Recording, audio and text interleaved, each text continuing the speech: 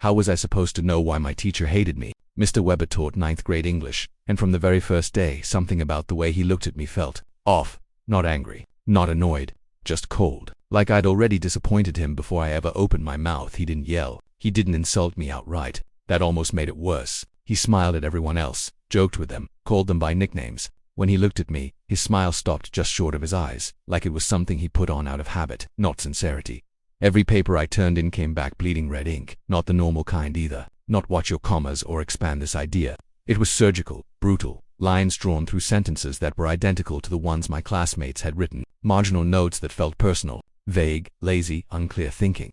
Even when I followed the rubric word for word at first, I assumed I was just bad at English, so I tried harder.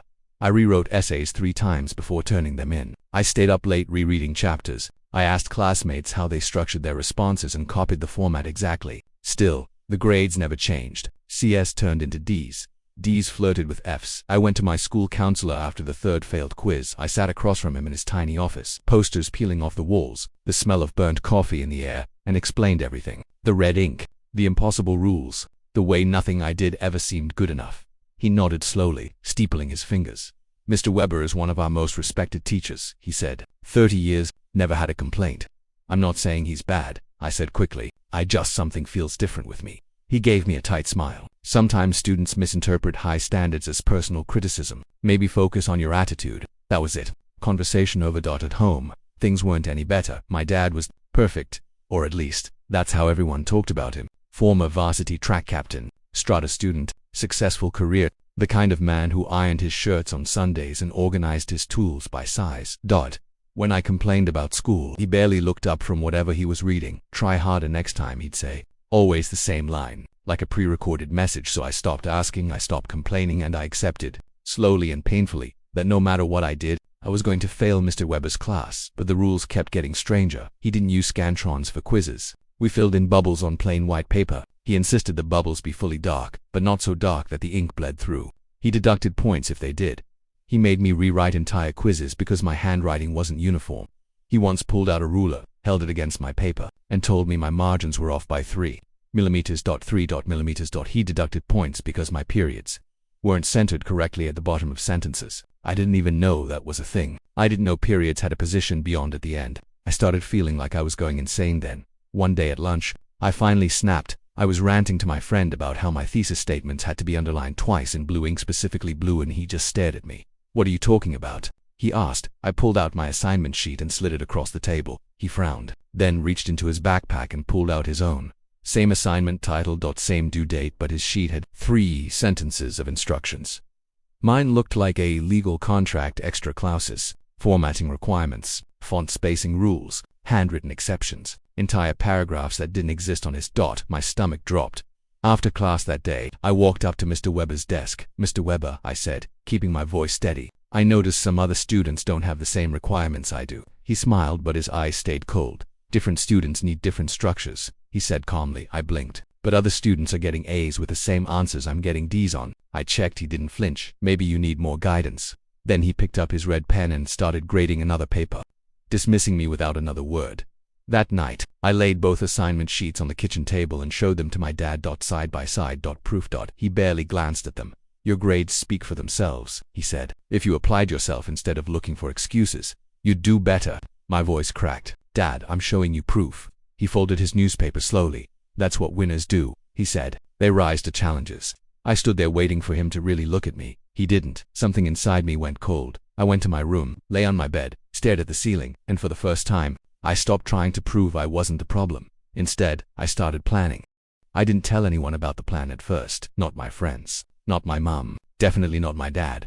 Because once the idea took shape in my head, I knew it would only work if it was done quietly, precisely, almost academically, which felt ironic, considering how badly I was doing in English for the next 2 weeks. I became invisible. I stopped arguing with Mr. Weber. I stopped questioning grades. I followed every absurd rule without complaint. If he wanted margins measured, I measured them. If he wanted bubbles shaded to some impossible Goldilocks level of darkness, I practiced at home until my fingers cramped, and all the while, I collected evidence, every assignment sheet, every graded paper, every comment written in red ink. I photographed them, scanned them, organized them into folders on my laptop. Dates, times, comparisons with classmates' work, identical answers. radically different grades. At home, my dad noticed something was different. "You've been quiet," he said one night at dinner. "I'm focusing," I replied. He nodded approvingly. "Good. That word used to mean something to me. Now it just felt hollow." The real test came when I finally brought my plan to him. "Dad," I said casually one evening, "I want you to do one of my English assignments."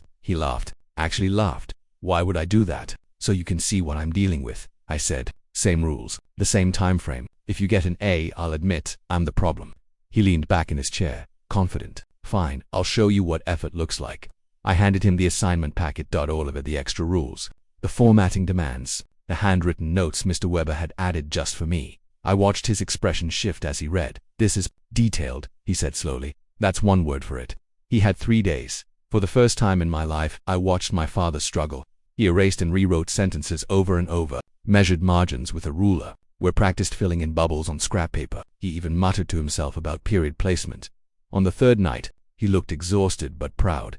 "This," he said, handing me the paper, "is flawless." I submitted it the next morning with a smile I hadn't felt in months.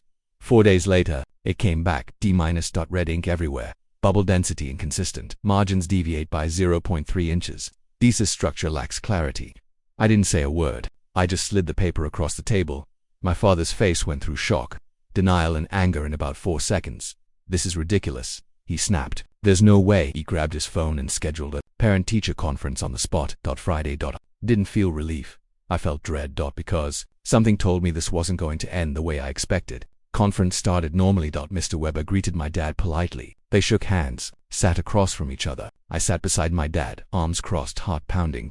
My dad launched into it immediately. The grading, the inconsistencies, the unfair standards. Mr. Weber listened calmly. Then my dad introduced himself and Mr. Weber froze. "I know exactly who you are," he said. The room went silent. My dad frowned. "I'm sorry." Mr. Weber leaned back slightly. "It's been a long time, but back then, I was just Peter Weber." My father's face drained of color. "You and your friends," Mr. Weber continued evenly, "called me Weber the Whale. For 4 years, I felt like the floor dropped out from under me. You stomped the ground and yelled earthquake every time I walked down the hallway." He said, "You told people I cheated on my SATs because there was no way someone like me could outscore you." I turned to look at my dad. He wasn't the man I thought I knew. Mr. Weber's voice didn't shake. "When your son walked into my classroom with your face and your smile, it felt like karma finally showed up." No one spoke. Not for a long time. I finally understood, but I wasn't him, and for the first time, I realized the punishment wasn't about me at all. It was about settling an old score. Asterisk. The car ride home felt longer than it ever had before, not because of traffic, not because of distance, but because the silence inside that car was heavy, thick enough to press against my chest. My dad didn't start the engine right away. He just sat there, hands gripping the steering wheel like if he let go, something worse would happen. His knuckles were white. His jaw clenched so tight I could see the muscle twitch. I kept replaying Mr. Weber's words in my head. Weber, the whale, earthquake, cheated on the SATs. These weren't vague accusations. These were memories. Sharp ones. After almost 20 minutes, my dad finally pulled over into an empty parking lot. He put the car in park but didn't look at me. "I was cruel," he said quietly. It didn't sound like an excuse. It didn't sound like a defense. It sounded like a confession. "I was young," he continued, "and stupid, and cruel." I waited. For denial. For justification. For him to say it was just jokes or everyone did it. He didn't. "I hated him," my dad said. "Not because of anything he did, but because he was better than me. Smarter, kinder, and I made him a target because I couldn't stand that." My throat tightened. "So you let him punish me for it?" I asked. That made him finally look at me, and when he did, his face cracked. "I didn't know," he said. "I swear to you, I didn't know it was this." "But you didn't believe me," I said softly. He flinched. "No," he admitted. "I didn't." The rest of the drive home passed in fragments. Apologies that felt too late. Promises that sounded unsure. Words that tried but failed to bridge years of distance. That night, I lay awake staring at my ceiling, wondering how much of my life had been shaped by other people's unresolved damage. The next week at school, everything changed and nothing did. Mr. Weber didn't apologize. He didn't suddenly start treating me fairly. If anything, he doubled down. My grades didn't improve. His comments got colder, shorter, more surgical. But now, I knew why. And more importantly, I wasn't confused anymore. That realization did something to me. I stopped feeling ashamed. Instead, I started documenting every assignment, every grade, every discrepancy. I compared my rubrics to classmates, took photos, saved emails, logged dates, and this time, my dad helped.